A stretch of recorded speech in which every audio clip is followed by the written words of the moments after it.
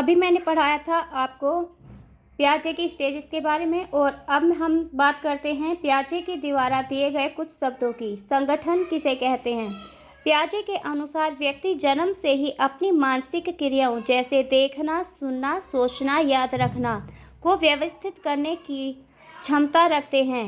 ये सभी क्रियाएं अलग अलग काम करने की बजाय एक साथ मिलकर काम करती हैं, जिससे ज्ञान का एक सुसंगत ढांचा बनता है, जिसे स्कीमा कहते हैं। क्या कहते हैं? स्कीमा। उदाहरण, एक बच्चा जब देखता है कि उसके हाथ पैर हैं, पूंछ है, तो वह इन सभी गुणों को एक साथ कुत्ते के रूप में देखता है, क्योंकि कुत्ते में क्या होता है? कुत्ते के पूंछ भी होती है, हाथ भी होते हैं, पैर भी होते हैं। लेकिन अगर वो इसी चीज़ को जब देखता है तो यह संगठन है। क्या है ये? कुत्ते के रूप में देख समझता है तो यह संगठन है। मस्तिष्क के अंदर सभी मानसिक क्रियाएं, सोच, स्मृति, तर्क को एक साथ जोड़ना और व्यवस्थित करना ताकि वे एक साथ मिलकर काम कर सकें। बच्चे की अलग अलग मानसिक क्रियाएं मिलकर एक समस्या को हल करती हैं। बच्चे की अलग अलग मानसिक क्रियाएं मिलकर एक समस्या को हल करती हैं। आत्मीकरण किसके लिए कहा है? आत्मीकरण कहा है इन सभी प्रक्रियाओं का एक व्यापक परिणाम है। बच्चा बाहरी दुनिया की जानकारी, अनुभव को अपने अंदर समाहित कर लेता है। यह ज्ञान को एक तरह से आंतरिक बनाता है। अब बात करते हैं अनुकूलन की। तो अनुकूलन वातावरण के साथ तालमेल बैठाने की प्रक्रिया है। अनुकरण क्या है? अनुकूलन क्या है? अनुकूलन वातावरण के साथ तालमेल बैठाने की प्रक्रिया है। अनुकूलन के अंदर दो बातें आती हैं, एक तो आत्मसातकरण और दूसरी समायोजन। आत्मसातकरण और समायोजन। आत्मसातकरण क्या है? नई जानकारी या अनुभव को अपने पहले से मौजूद मानसिक स्कीमा, ज्ञान के ढांचे में फिट करना, बिना स्कीमा को बदले। एग्जाम्पल, जैसे बच्चा कुत्ता देखता है, फिर उसे बिल्ली दिखती है, उसके भी 4 पैर और एक पूंछ होती है। वह पहले वाले स्कीमा में ही उसे फिट करता है और बिल्ली को क्या बोलने लगता है? कुत्ता बोलने लगता है। अब हम बात करते हैं समायोजन की।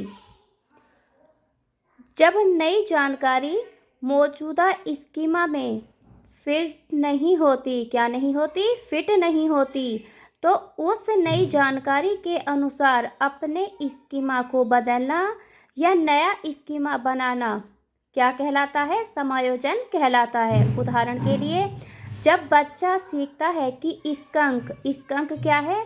कोई बदबूदार जानवर। क्या है स्कंक? कोई बदबूदार जानवर।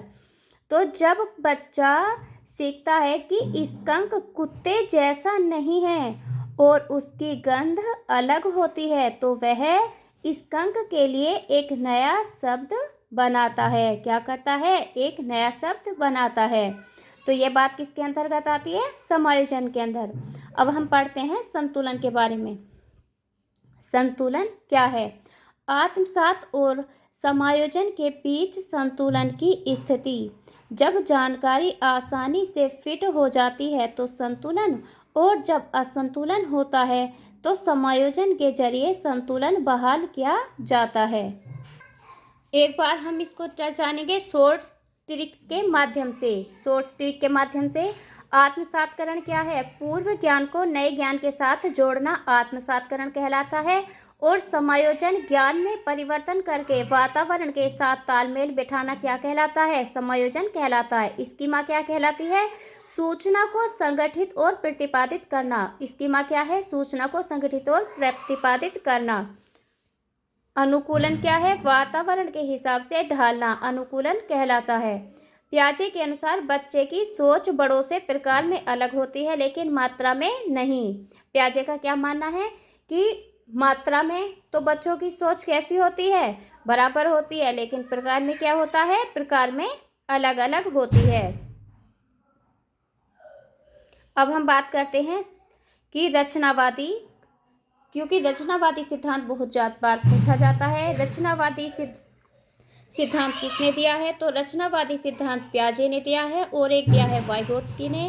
पियाजे किसकी बात करते हैं? संज्ञानात्मक विकास की।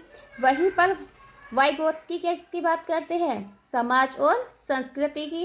पियाजे ने क्या कहा है? पियाजे कहते हैं कि विचार पहले आता है और भाषा बाद में आती है। वहीं वाइगोत्स्की का कहना है कि बच्चे के अंदर पहले भाषा आती है और फिर विचार आता है। आई होप आपको वीडियो पसंद आई होगी। अब मिलते हैं नेक्स्ट वीडियो के साथ। Thank you. नेक्स्ट हम पढ़ेंगे कोहल वर्ग को ट्रिक के साथ।